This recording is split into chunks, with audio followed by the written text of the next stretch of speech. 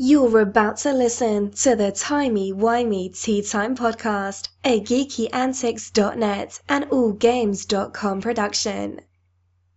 Find out what everyone's talking about. The Doctor, of course. Doctor Who? Exactly, that Doctor. Join us live at www.twitch.tv/geekyantics. That's GEEKYANTICS. Hang out with us, ask questions, laugh, and have at it. We can't wait to hear what's on your minds and hearts. Tiny Whiny Tea Time.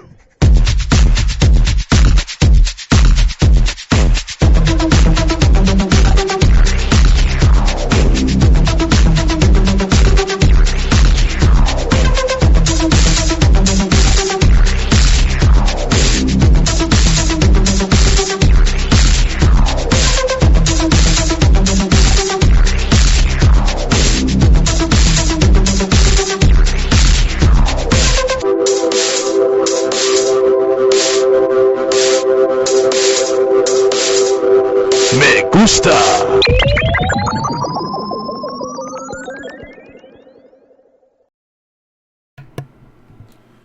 Greetings and welcome to Time Whammy Tea Time, hashtag TWTT, where friends gather to talk about all things Doctor Who, sci-fi, fantasy, zombies, creativity, and everything geek. Yes, even video games and anime, because why not? So it's not just a Doctor Who show. It's not. But that's a big part of it. It's probably the main part. It's a little bit of timey-wimey, wibbly-wobbly. Anything can happen. But we keep it clean, folks. This is a family-friendly show. Stephen Muppet, shall we say. Take note. So I'm Yomar Lopez, known throughout the interwebs for well over 15 years now. I'm the original, the true, the one and only Yogizilla. Except no substitutes. Just want to put that out there.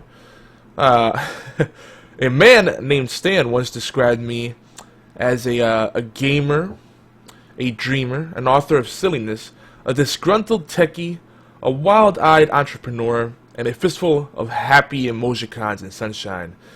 And I ride upon a glistening My Little Pony straight into the battlefield, just like Leroy Jenkins. I just don't care. I just go straight in.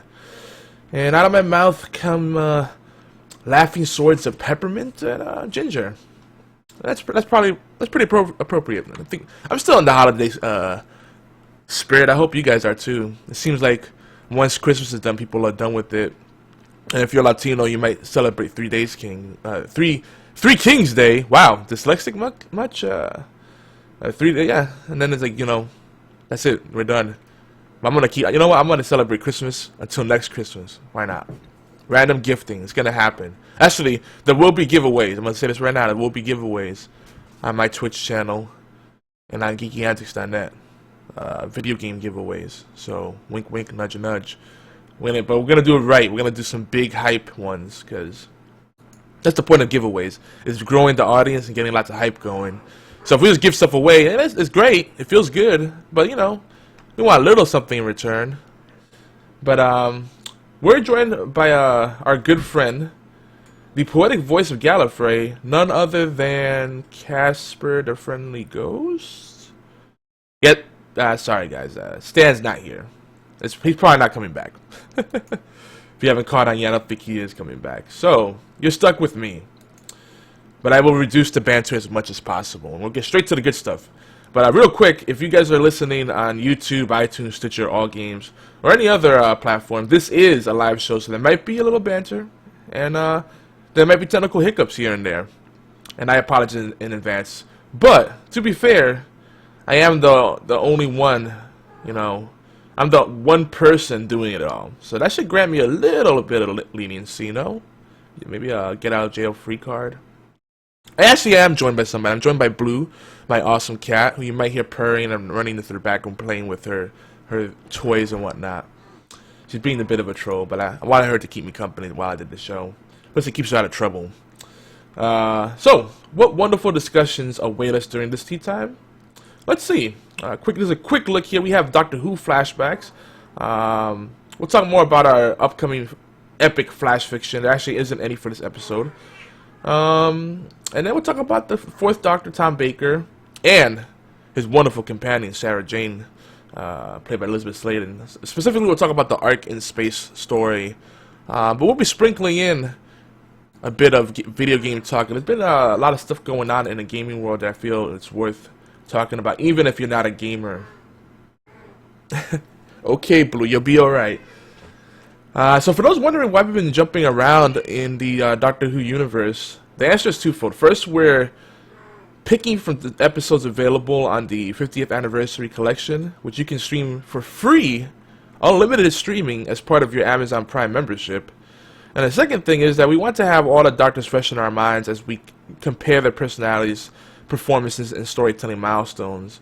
Now, right now, since I am doing a solo, I really think this lends itself better to a roundtable discussion. So I'm not going to go so in-depth with each of the episodes and the Doctor comparisons.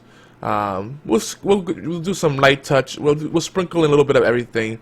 We will be doing a in-depth analysis in the future, but I want to do that once we have some legit people to talk about it with. Whether you're a new Whovian or an old school Whovian like myself, I definitely would like to have you on the show, even if it's just as a guest. You don't have to be a recurring host. Or call in. You can phone in your stuff. 206-415-4987. That's a U.S. number, BTW. Or you can email us MP3 file with your thoughts. Keep it like 5 minutes tops. TWTT at geekyantics.net. But here's a quick intro to Tom Baker. Really what's interesting about Tom Baker is that he seems to be the most doctorist of the Doctors, if that's a thing. Let's make it a thing. I mean, he's got a lot of fans among the old school Whovians, even the newer fans of Doctor Who go back to check him out, either like him a lot, or they like him the most, or they find him the most tolerable, at least, of all the original Doctors, the classic Doctors. I mean, it's before Chris Eccleston, before 2005. And Matt Smith seems to be coming in second place overall. For those that really have the full breadth of Doctor Who content on their mind. Now, Tom Baker did have one of the longest runs, 7 seasons, but that doesn't explain his success as the Fourth Doctor. Some say he brought a smart, funny, and serious charm to the screen. A charm that, may remind you of what the whole cast of The Big Bang Theory does, if you like the show. The Big Bang Theory, I find that if you're a real hardcore nerd or geek, you might find it abrasive. You might find it to be pandering. And I've noticed that I think Big Bang Theory is great. You gotta enjoy it in face value and realize that, like any Hollywood or screen production, television, movie, whatever, there's always going to be a certain degree of exaggeration and inaccuracy. So, it's a sitcom. Don't expect accuracy and faithfulness to the subject matter to be proper. Zilrex, what's going on? Welcome to the show. So yeah, I'll be welcoming people during the show, by the way. So don't think I'm talking to myself. This is a live show again. And for those listening on YouTube or on the podcast feeds, there will be some live engagement, chat interaction, and whatnot. But back to Doctor Who. So I have to say that despite the bad costumes and sets, I still think hold up pretty well, unless you're super picky. Tom Baker as the Fourth Doctor still stands above the modern Doctors overall, and he still is my favorite of all time. Tom Baker faced up with some impressive villains and monsters. He had the Master, Davros, Sutik, I think that's how you pronounce it, the Daleks, the Cybermen, and more. He also had some of the most awesome companions. Of course, Sarah Jane Smith, Harry Sullivan, Leela, the two Romanas, and a forever lovable K9. I love K9. I'm a big fan of K9. I wish there was more K9 out there that wasn't content geared towards kids, but I see why they went that direction. And actually, we'll talk about that too in a second. But Tom Baker, like Matt Smith, had a face from outer space. He looked like an alien, and that helps. He didn't. There was something off about him, something bigger than life, something superhuman, perhaps. And you know, beyond his look and his unforgettable scarf, I think the Fourth Doctor had an introverted, bit droll kind of sense of humor that fit a Time Lord. It wasn't over the top, zany. Matt Smith was a little more crazy with his ballet moves and all that, but he had a sense of humor that wasn't quite deadpan, but it was subtle enough that it could be bordering deadpan, I guess you could say. And of course, he had the lovable smile that could warm any Grinch's heart, right?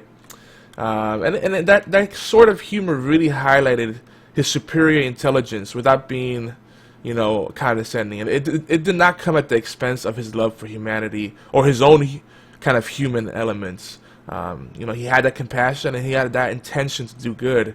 And I guess, you know, if Stan he would say, unlike the 12th Doctor.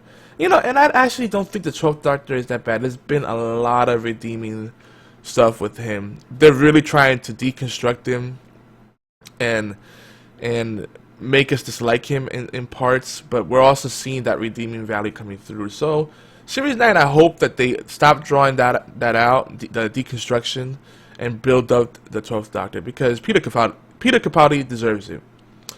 But so with Tom Baker's storyline, there's lots of darkness, there's tension, there's violence. Evil is dangerous, painful, and real. And even with the comedy relief, you still feel that tension and the suspense and everything. It's great. This feeling is kind of missing from the Doctor Who universe reboot. It's become more fast-paced. You could tell they're serving more of an ADD-ridden culture, and they're kind of just, you know, keeping it more action-y instead of adventure-y, if that makes any sense. Hey, Cupcake Knobs is hosting us. Thank you so much. That's awesome. I didn't even know she was streaming this morning. She probably did one of her late night streams that hasn't gone to sleep yet. That's awesome. Thank you so much. And that, you know, the thing about Doctor Who is that it reminds us that evil is real. You know, whether it's alien or humanized. They bring it, you know, science fiction does that. It shares things on a grand scale, but it makes it believable by making it relatable, right? And evil is dangerous, it's painful, and it's very real. In our world, IRL, guys, in real life. And that's why we need heroes. So, you know, that's why Heroic Doctor is compelling. And to some, and I think that number is growing slimmer, the 12th Doctor is not. You really gotta be a little bit self-righteous and easily offended, I think, right now to find the 12th Doctor completely unredeemable. If you can say that he's just terrible all around and he had no goodness in him, I don't know. I just gotta put that out there. I mean, we all misstep, some more than others. So, I think the 12th Doctor's heart is in the right place, but he needs to work through his issues, and he will. Sip of the tea. I'm having some nice green tea with acai berry, I believe is how I pronounce it, and blueberry, a little hint of blueberry. Now, we can't talk about Tom Baker without talking about Sarah Jane, and of course K9, but I want to focus a little more on Sarah Jane.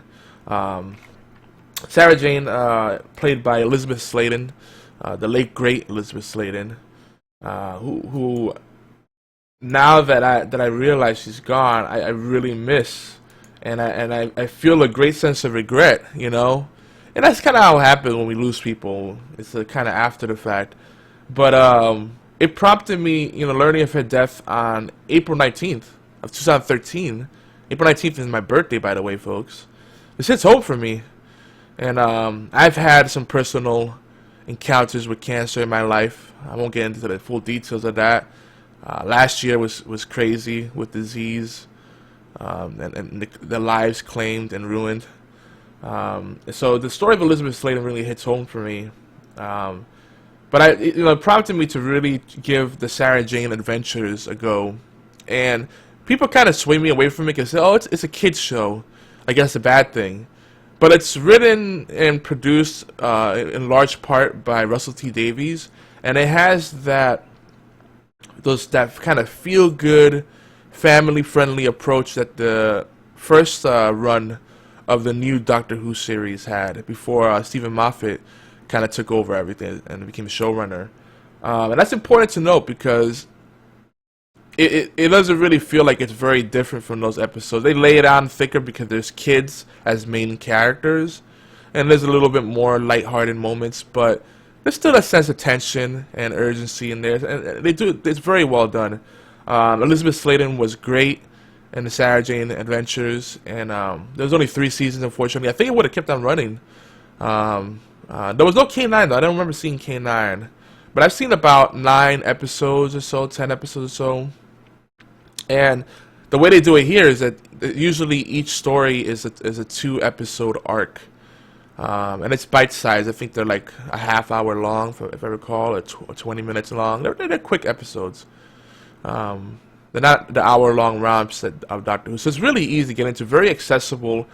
It's kind of a it might be a better introduction for some people for Doctor Who, and if you have kids, you know, or you spend a lot of time around young ones, I would say give Sarah Jane Adventures a try. I'm messing with something here, so I might come up in the recording. I apologize. But yeah, you know, Sarah Jane. Now, outside of Elizabeth Sladen, and I talked a lot about Elizabeth Sladen, the actress. I mean, I think she does the role very well. She just has that energy that pairs with Tom Baker so well. And the fourth Doctor and Sarah Jane, what a great 1-2 punch. Ooh, excuse me.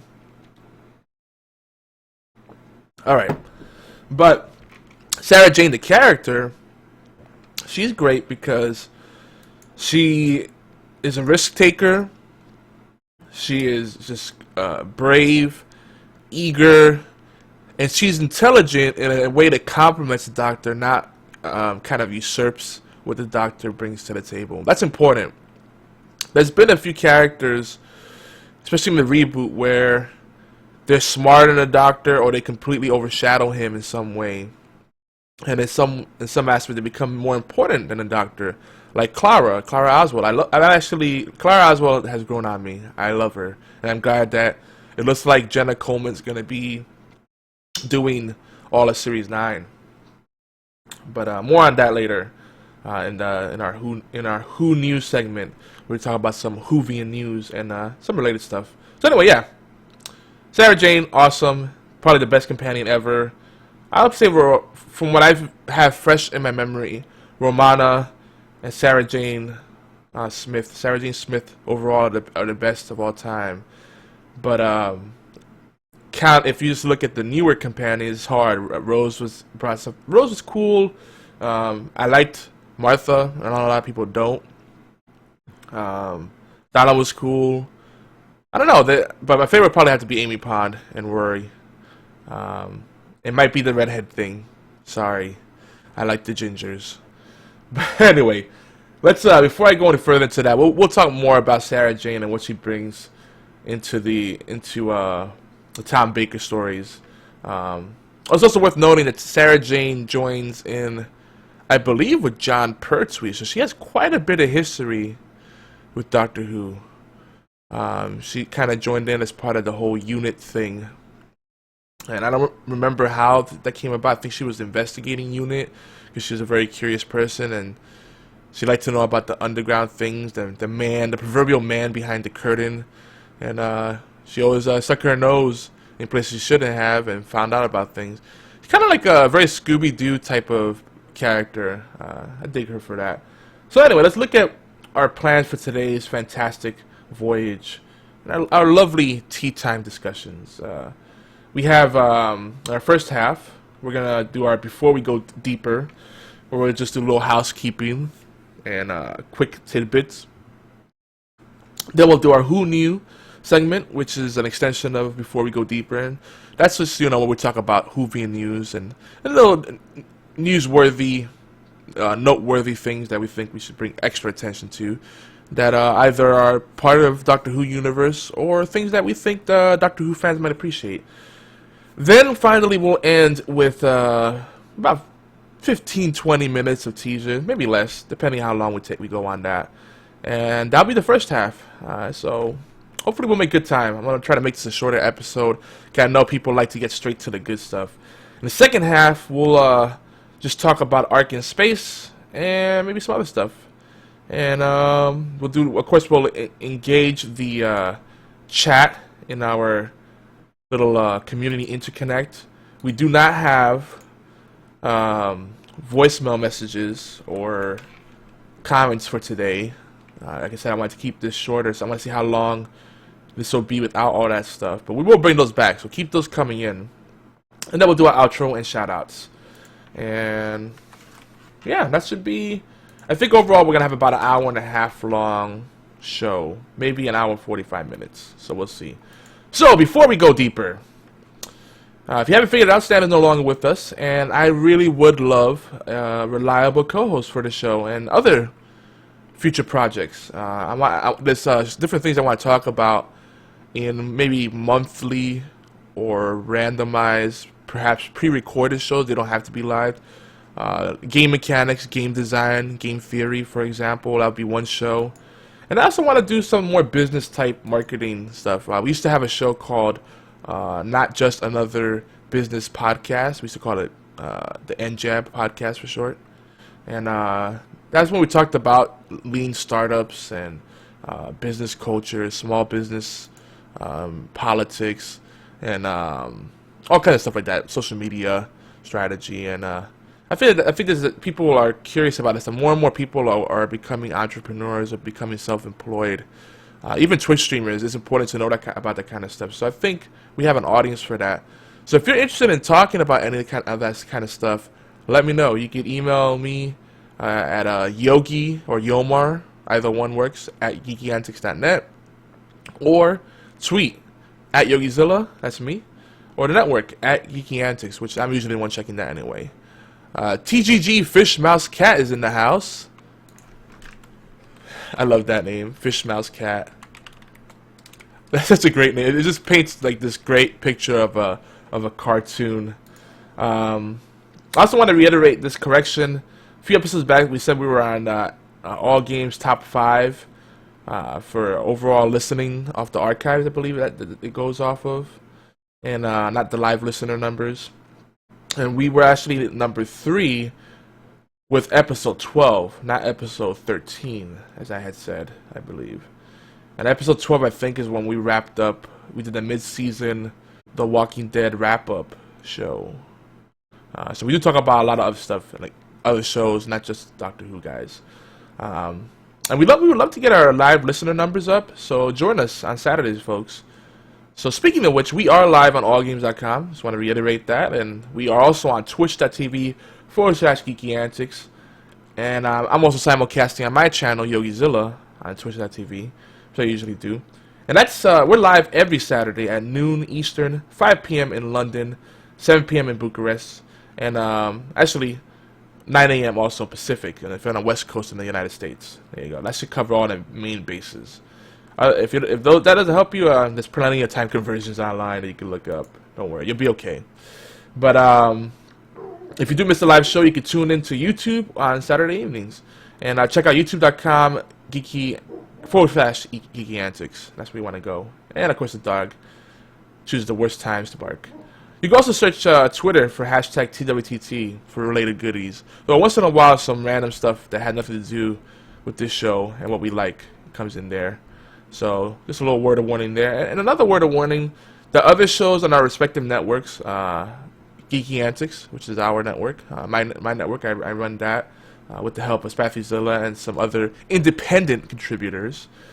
And allgames.com, who we are collaborating with.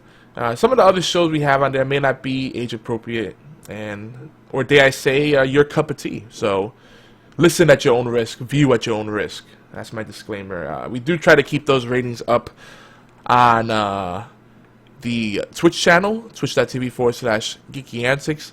And I believe I also have integrated them into the schedule, geekyantics.net/schedule.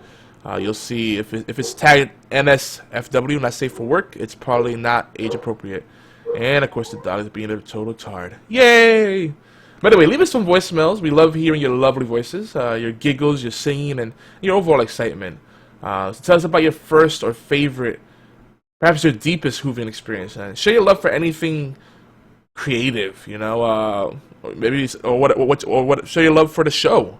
Or tell us about who your favorite doctor is. Or we can talk The Walking Dead, writing, anime, video games, whatever tickles your fancy. This is a pretty open show. It is tea time, and more it's becoming more about the community. Talk about whatever is clever. But we will try to front load for the people that expect Doctor Who, because it is timey-wimey tea time. We'll try to front load much of the Doctor Who talk in the beginning, or at least let you know how everything will be spread out during any particular episode. Our voicemail line, of course, is 206-415-4987. Again, 206-415-4987. And if you're calling outside of the U.S., it's 011-206-415-4987. I should probably increase the volume for the All Games feed. And we have some chat here about anime. For those who are curious, Trigun and Cowboy Bebop were both one episode, 26 season, 21 season, season, 26 episodes.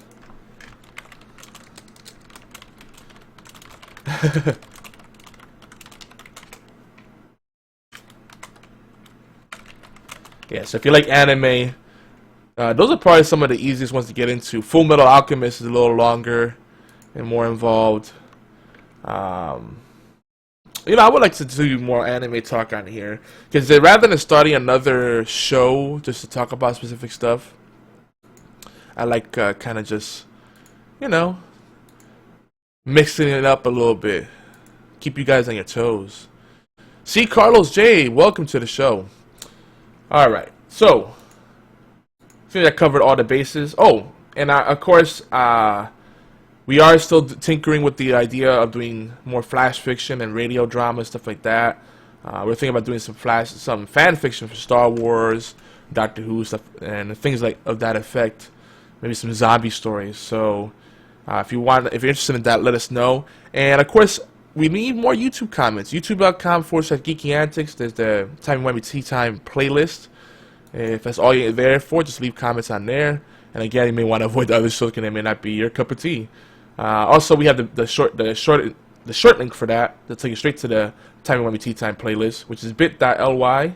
So that's bit.ly/TWTT playlist, and TWTT is all caps. So that's TWTT playlist. bit.ly/TWTT playlist, and TWTT all caps. Hope I'm not talking too fast, but I'm trying to keep things moving along here. So, time for Who Knew? Some Whovian news, mostly. Sorta, kinda. So Doctor Who Series 9 is currently under production. It's currently in production, so that's exciting. It's happening right now, probably as we speak. And Jenna Coleman, to the surprise of many Doctor Who fans, and maybe to the dismay of some Doctor Who fans, she is signed up for the new season. And apparently the entire season. Stephen Moffat said that he already knows everything, the entire direction of the series, and he has most of it written. So hopefully there'll be some good continuity, and there'll be good payoff with all the things they're gonna clearly set up, right? Now, in non-Doctor Who stuff, I want to talk about something that I think is a good fit for our community, because I look at Doctor Who, and Doctor Who has had very good Doctor Who, at least. There are some bad episodes, but good Doctor Who stories have a lot of heavy technical aspect and very detailed, very rich, and a lot of science. Well, and it's sci-fi, right? But that's not always how it works out. A lot of science fiction tends to lean more on the fiction and less on the science. Where did Blue go? My cat's hiding. She is missing in action. Okay, well, anyway. Suddenly, she found some hiding place. I guess she's keeping warm because it is rather cold. We're trying not to run the electricity because it's super expensive. And our last bill came up to like $400. Ugh. And we don't even run the heat. It's crazy. We unplug everything, as much as possible. Good Lord. Bummer. Which is OP. But, and I'm down south. That's what's crazy about it. But anyway, So without kind of rambling on, let's talk about the AGQD 2015. That's the hashtag, by the way. So AGQD is all awesome games done quick. Oh, I can always get it backwards. AGDQ. That's such a that acronym does not roll off my tongue. So AGDQ. Awesome games done quick. Is really awesome. They're doing the AGDQ 2015 event, which you can follow that hashtag, and you'll see what they're doing. It's about to end. It actually ends January 11th at 3:55 a.m. with Franker Z, who I think is a speedrunner and a streamer on Twitch, sharing his undying love and gratitude for everyone who supported it. They're actually close to raising $1 million. I actually thought by now that the rate they were going to probably reach $2 million, but that's still super impressive. Last I checked, they were at like $650,000. So they still got almost a whole full day. Well, not really a whole full day. A little less than 24 hours to reach that $1 million mark. I'm a starving artist, and I'm completely broke. I can't even spare $5 right now. I'm not even kidding. But I'm trying to spread the word about what they're doing, because they're doing this marathon stream of different video game speed runs. It's actually very fascinating. I'm a hardcore gamer, and that gaming is a lifestyle for me. I play video games. I like reviewing them. I like analyzing them. I like developing and designing them. I get involved in all kinds of aspects of the video game industry. Even though it's not really a full-time thing for me right now, it's something that's always been a part of who I am. Just gaming in general. But the speedruns, it's such a different world, and it's a massive community. It's growing rapidly, especially now thanks to Twitch. It's helping a lot, because it lends itself better to the live experience than it does to YouTube, I feel. So what they do, it's Speed Demos Archive and a bunch of other folks collaborating together with GamesDoneQuick.com. And that's also the same name for the Twitch channel, twitch.tv/GamesDoneQuick. They just do speed runs, and these guys, they dissect the games. They try to get into the logic of like what the developer was doing. So they look at the cycles of the different boss battles and the patterns and the animation. They try to see for openings in the frames. And I mean, these guys, they break down each frame by frame, each game frame by frame, each level, each area, bit by bit, pixel by pixel. I mean, it's crazy. And they find ways to exploit it, to glitch it out, and skip certain parts, or just run through certain parts that normally people get stuck in. And it's crazy. It's something that it's inspired me to build a community like that here on Geeky Antics. I can't get into the speedrunning myself, because even though I am a big fan of games that have high replay value, I just can't justify spending any money on games that I will only play once. That's just me.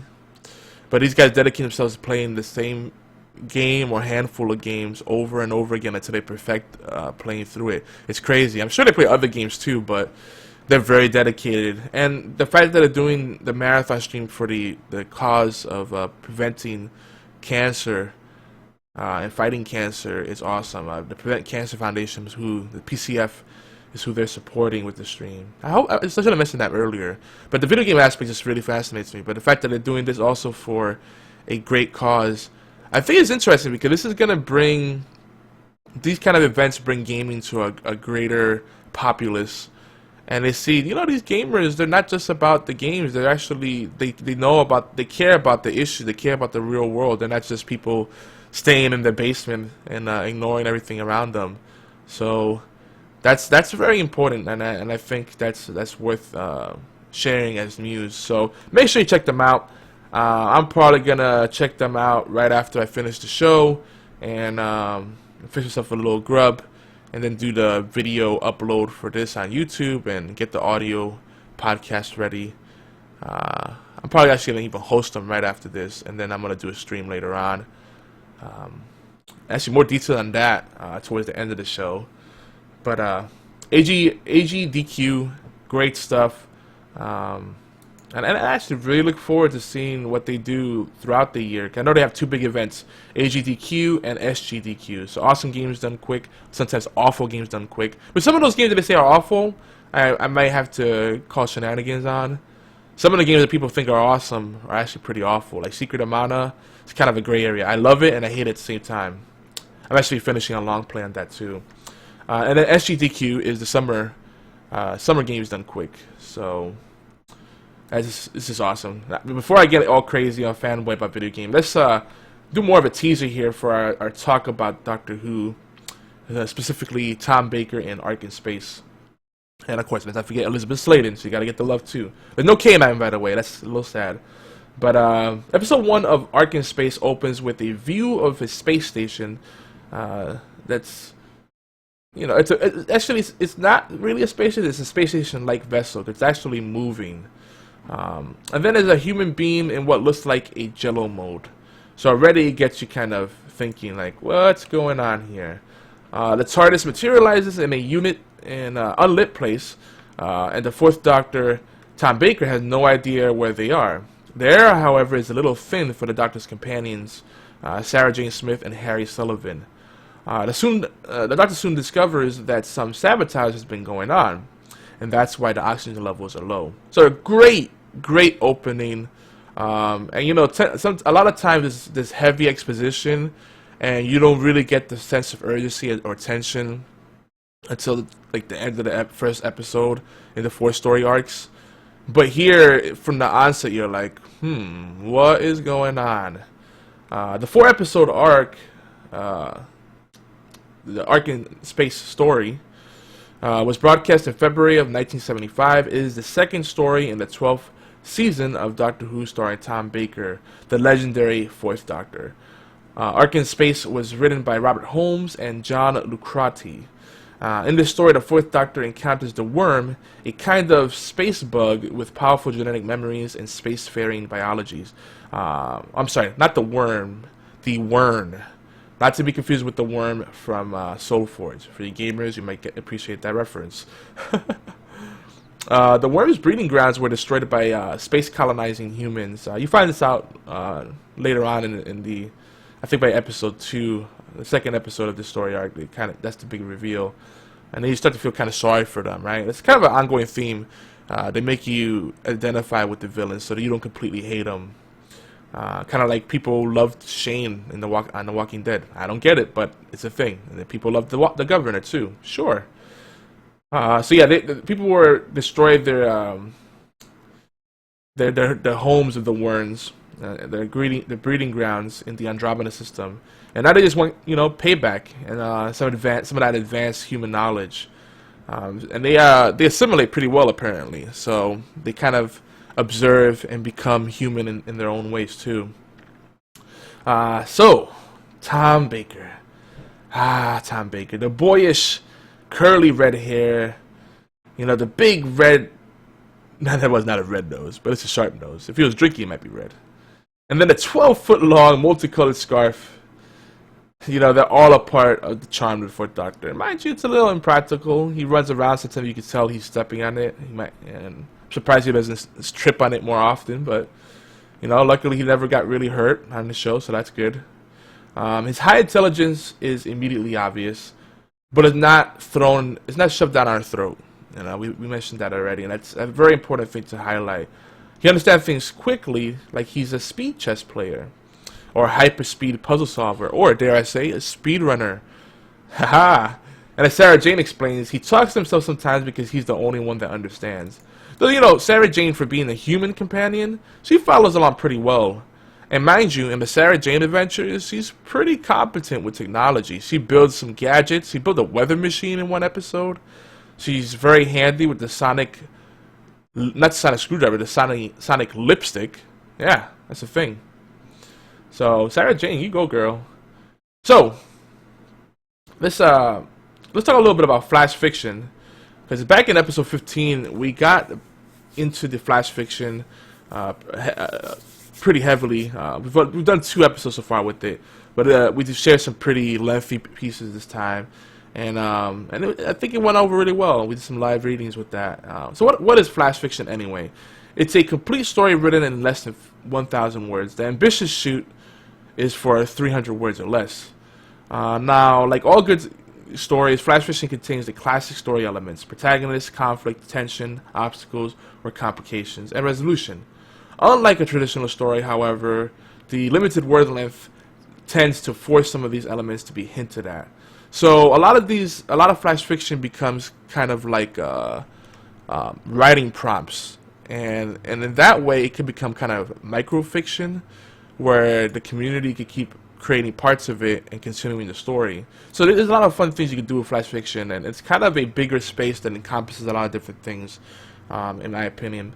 To me, the true nature of flash fiction, though, is to be in the moment and kind of just write whatever comes to you and go with it. 'Cause that's the flash part. It's fast. It's in the moment. Kind of like Gonzo films, right? Like Hunter S. Thompson style journalism, or whatever you want to, what's that one? The Las Vegas movie, Johnny Depp. That's got really trippy. I can't think of what it's called now. Not Dazed and Confused. Fear and Loathing in Las Vegas. Thank you. I just figured it out.